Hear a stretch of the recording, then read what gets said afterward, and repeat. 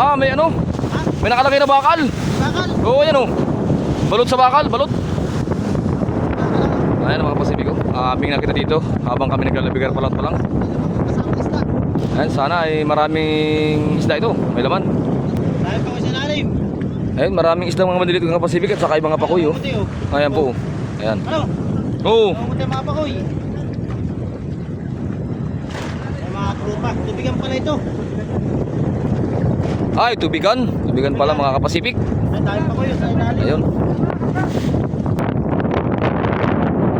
At atis tingin daw tapos kasan ng ating mga kasama sa amin ng aming maestro.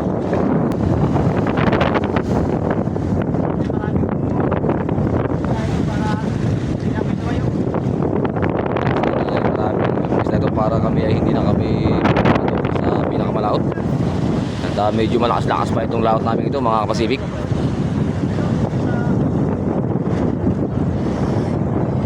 Kasi pag makakita ka po ng mga ganyan na yung marami ng mga sisi mga Kapasipik ay talagang meron po talaga nasilong na isda sa mga ganyang mga bagay. Katulad po ng mga batang yung kahoy, pag maraming sisi, yan po talaga ay maraming lamang isda. Oo.